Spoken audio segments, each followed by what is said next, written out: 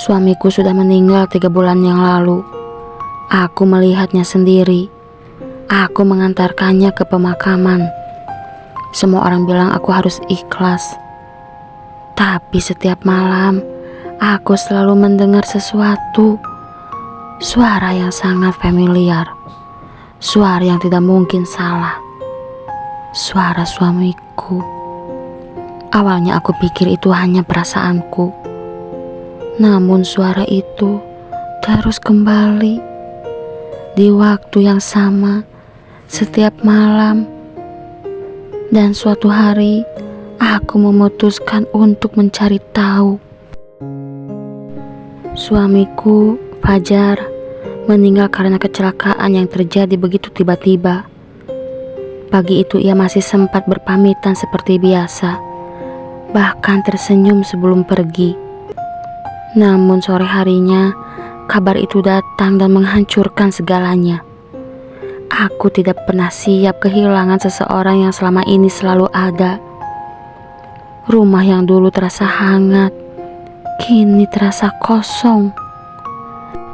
Setiap sudut rumah mengingatkanku pada dirinya. Suaranya, tawa kecilnya, kebiasaannya. Semua terasa masih begitu dekat. Seolah ia belum benar-benar pergi. Dan mungkin itulah alasan aku tidak pernah benar-benar merasa sendirian.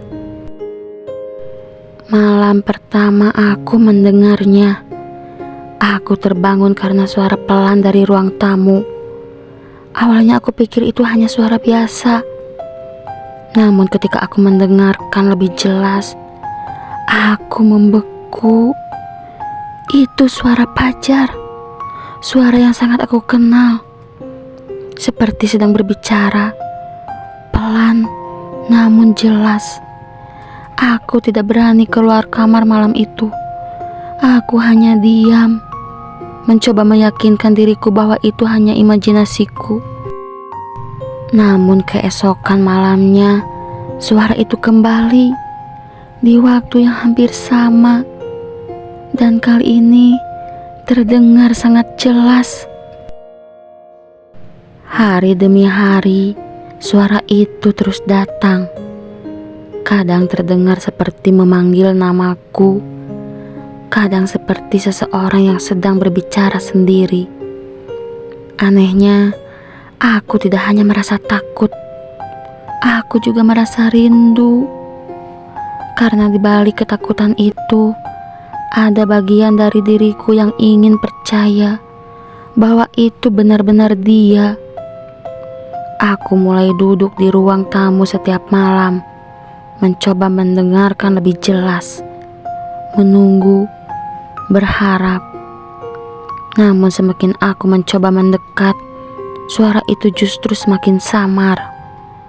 Seolah hanya ingin didengar, tapi tidak ingin ditemukan. Suatu malam, aku memutuskan untuk tidak lagi bersembunyi. Ketika suara itu terdengar, aku perlahan berjalan keluar dari kamar. Langkahku terasa berat. Jantungku berdetak sangat cepat. Namun aku terus berjalan menuju ruang tamu. Suara itu terdengar semakin jelas.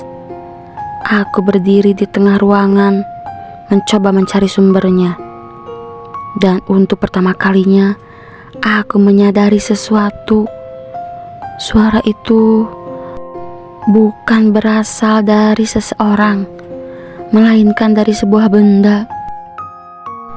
Aku mengikuti arah suara itu dan menemukan sebuah kotak kecil di lemari.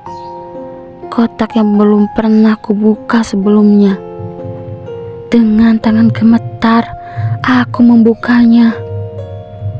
Di dalamnya terdapat sebuah ponsel lama milik Fajar. Suara itu berasal dari sana. Ternyata itu adalah rekaman suara. Rekaman yang ia buat sebelum meninggal. Aku memutarnya dengan air mata yang terus mengalir. Di dalam rekaman itu, ia berbicara tentangku, tentang bagaimana ia mencintaiku, tentang harapannya agar aku tetap kuat meski ia tidak ada. Saat itu aku tidak lagi merasa takut. Aku hanya merasa sangat kehilangan. Sejak malam itu, aku tidak lagi takut dengan suara itu. Karena aku tahu itu bukan sesuatu yang harus kutakuti.